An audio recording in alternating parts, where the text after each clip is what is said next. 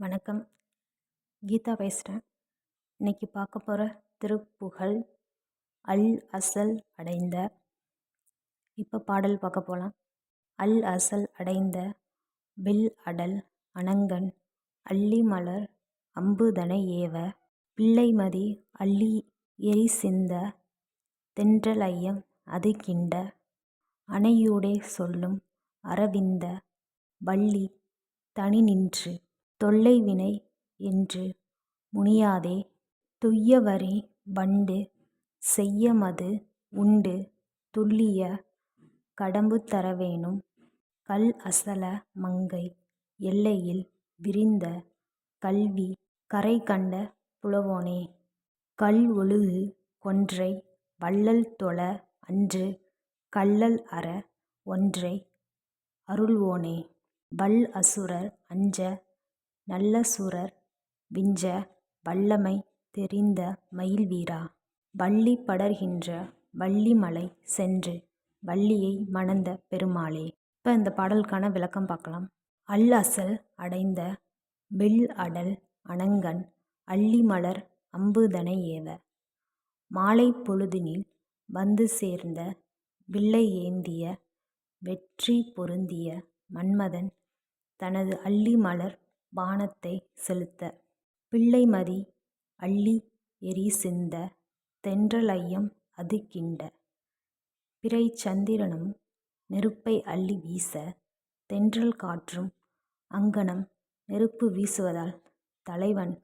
அருள் புரிவானோ என்று ஐயத்தை கிளப்ப அணையூடே சொல்லும் அரவிந்த வள்ளி தனி நின்று படுக்கையில் ஊராரின் அலர்பேச்சுகளால் பேசப்படுபவளும் தாமரையில் வசிக்கும் லக்ஷ்மி போன்றவளுமான இப்பெண் தனிமையில் இருந்து தொல்லை வினை என்று முனியாதே என் பல வினையால் இங்கனம் வாடுகிறேன் என்று தன்னை தானே வெறுக்காமல் துய்யவரி வண்டு செய்யமது உண்டு துள்ளிய கடம்பு தர வேணும் பரிசுத்தமான ரேகைகளை உடைய வண்டு சிவந்த தேனை உண்டு துள்ளுகின்ற உனது கடப்ப மாலையை தர வேண்டும். கல் அசல மங்கை எல்லையில் விரிந்த கல்வி கரை கண்ட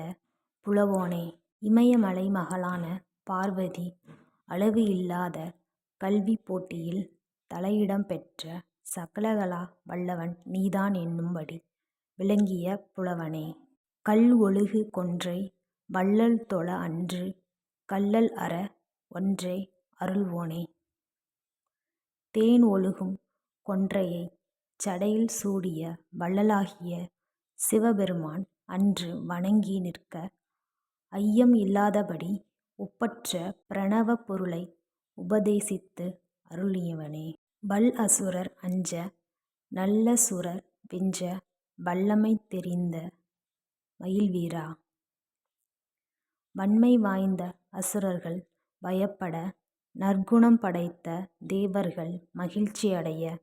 உனது சாமர்த்தியத்தை காட்டிய மயில்வீரனே வள்ளி படர்கின்ற வள்ளிமலை சென்று வள்ளியை மணந்த பெருமாளே வள்ளிக் கொடிகள் படர்கின்ற வள்ளி மலைக்குப் போய் வள்ளி நாயகியை அங்கு மணம் புரிந்த பெருமாளே